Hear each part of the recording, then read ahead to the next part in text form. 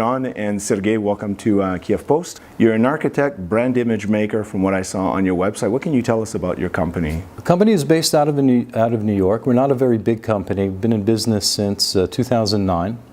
And through a series of very interesting and lucky circumstances, we wound up doing a lot of work in Eastern Europe, primarily in Ukraine.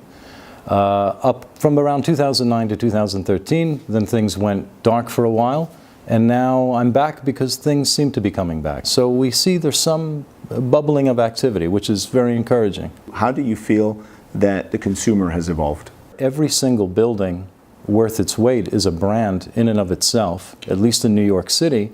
And so we kind of looked at that as a phenomenon and said, you know, as architects, we really need to switch or shift a little bit in terms of how we approach design. It's not enough to get the great views and you know, the very generous lobbies and all of the things that people have come to expect, the amenities, but you need really to tell a story. Сейчас не в тренде там золотые люстры, золотые унитазы или там километровые багеты из пенопласта. Вот в Украине, мне кажется, что вот эта вот революция, этот вот, скажем, такой момент перелома, когда мы показали то, что вот это не является трендом и актуальностью, это очень изменилось во многих людей, скажем, массово. И вот они увидели, что там золотой унитаз это не есть очень актуально и круто. Потому что гораздо моднее жить в минималистичном интерьере, созданный с природой, с любовью, специально для тебя. Мне кажется, вот это вот сейчас такой достаточно сильный будет аргумент для каждого клиента. Экологичность, стиль и вкус конкретно каждого потребителя, который заказывает себе дизайн. Middle class всегда был. Сейчас люди не заказывают дизайнера, если у них зарплата там 2000 гривен. Ну, то есть они сами делают, идут, покупают кухню, идут, покупают стол, диван, стул, приходят, ставят и так и живут. How do you see that the work that you're doing, do you believe that you're influenced by Ukraine style, or are you influencing Ukrainians with bringing your own brand? Well, I'd like to think that we've influenced Ukrainians a little bit, because when I first started coming here in 2006, 2007, it was very much that gold Corinthian columns and angels and all kinds of schmutz on the wall. Yeah. And we really come more from like kind of a high modernist, you know, minimalist, almost like a quasi-international style. And the thing that I realized coming here is that, you know, all architecture is imbued with some meaning. You know, every form means something to different people. And in this case, you know, prosperity, success used to be symbolized by, you know, Louis XIV and, you know, Versailles type architecture. But I think that a lot of people that have become much more aware, and I'd like to think that we were a little piece of building that awareness of what's going on in the rest of the world, and, you know, changing tastes and changing sensibilities. There's green design, there's all this digital communication now. I've noticed, especially on this trip, just driving through Kyiv, a lot of the new buildings that are going up look a hell of a lot more like what we were doing, you know, 5-6 years ago in terms of our design proposals than what was here before.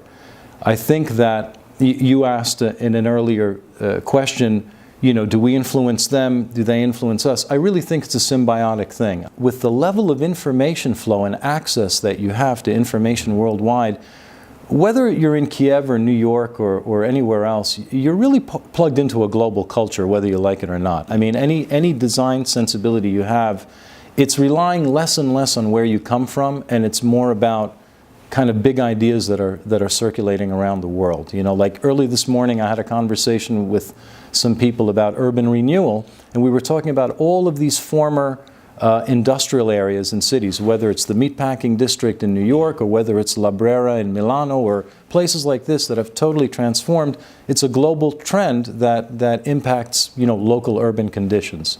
And that's, you know, really, really cool and interesting. What do you see as the market like in Ukraine? На самом деле в Украине есть неплохая школа.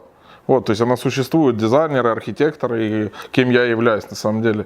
Да, то есть на сегодняшний день есть конкуренция, и есть интересный продукт, который рождается уже сейчас. Являемся мы там законодателем для мира, или там кто-то смотрит на наши работы? Наверное, кто-то смотрит. Наш клиент, он уже созрел. То есть он готов, он смотрит международную там, прессу, читает, смотрит, путешествует, и он уже понимает, как это движется там. Приезжая сюда, он не хочет жить в каше непонятно чего, да, и жить не в уютной квартире или там в неуютных домах, а мир диктует эти тренды. Вот, и мы либо в Гольфстриме, либо за ним. Украина, мне кажется, сейчас очень такой достаточно имеет большой переломный момент, когда мы являемся частью этого большого Гольфстрима. Наш клиент уже понимает то, что большая разница может быть между специалистами низшего и высокого класса. Но архитектор достаточно высокого уровня, уже не важно откуда он, с Америки или с Канады. То есть, вот, дай бог, вот мы сейчас с ним вместе здесь на одном объекте пересекаемся, и большое ему спасибо за то, что у нас есть такая возможность. И мы в Украине делаем с американским архитектором, с украинским архитектором и дизайнером, который проектирует здесь. Никакой проблемы нету нам такой же дом спроектировать там в Израиле. Вот, поэтому, как бы, ну, то есть хороший класс, он везде в почете, я бы сказал так. Поэтому американские, японские дизайнеры проектируют в Украине. Точно так же украинские архитекторы и дизайнеры проектируют и в Японии в том числе. Coming from a New York perspective, but having influence in Ukraine and having worked with places like Skyline and Mr and some different projects, where do you see Ukrainian architecture and design in the next 5 years from now? What do you see as the next tendency or the next level? I think markets are converging because technology is a big driver and information is a big driver. So it's becoming less about a local trend and more about a global trend. For example, sustainable design or green design 10 years ago was a joke to most developers. Then 5 years ago it became, well, you know, we can use it as a marketing element. And now they're saying, well, actually, it cheapens the life cycle cost of the building, so it's actually a really good idea.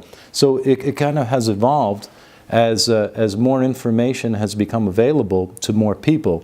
And I think in terms of the consumer market, you know, you're always going to have striations based on money.